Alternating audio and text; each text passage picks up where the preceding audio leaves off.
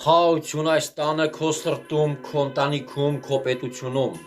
այն վայրում, որ ապրում ես, թող Աստծո խաղաղությունը լինի, բայց խաղաղությունը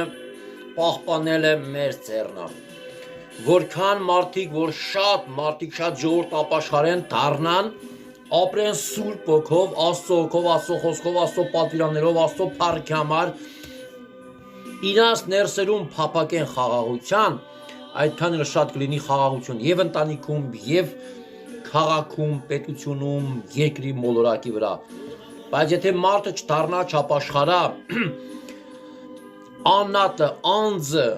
եթե խաղաղություն չփափակա, չպաշտպանա, խաղաղությունը որտեղից պետք է գա։ Խաղաղությունը պետք է լինի մարդկանց սրտերում։ Խաղաղության Աստվածը պետք է մարդը փափակա, որ իր ներսում, իր սրտում պահա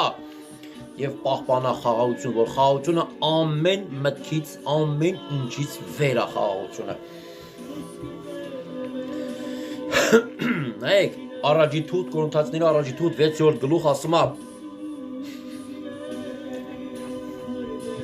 Չգիտեք 9-րդ խոսքից, կամ թե չգիտեք, որ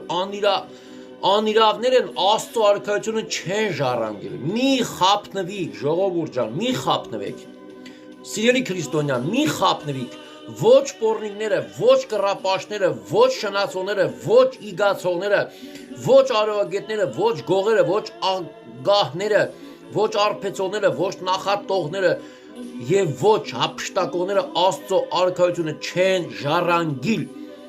Եվ մի քանիսս այսպիսին էինք, բայց լվացվեցանք, բայց սրբվեցանք, բայց արդարացանք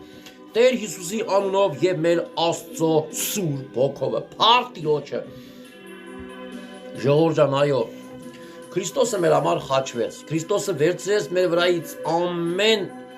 այն մեղքն ու անեծն ու տառապանքն ու դատաստանը, ինչ որ կար Ադամի պատճառով եկել էր մարդկության վրա, մեր վրա, Տերը խաչվեց տարավ, փառք Աստծո, մենք ազատ ենք, ազատագրված ենք դրանից, ազատեց մեզ խավարից, բերեց դեպի լույս, որ լույսը Քրիստոսն է, բայց մենք պետք է փափակենք, լույսի գործերը անենք, լույսի մեջ մնանք, խավարի գործերը թողենք, այո, Տերը բերեց խավարից լույս, բայց այդ խավարը մեր մեջից պետք է մենք հանենք, խավարը մաքրենք մեզանից, լույսի մեջ ապրենք, այս որ թվարկեցինք, կարդացինք,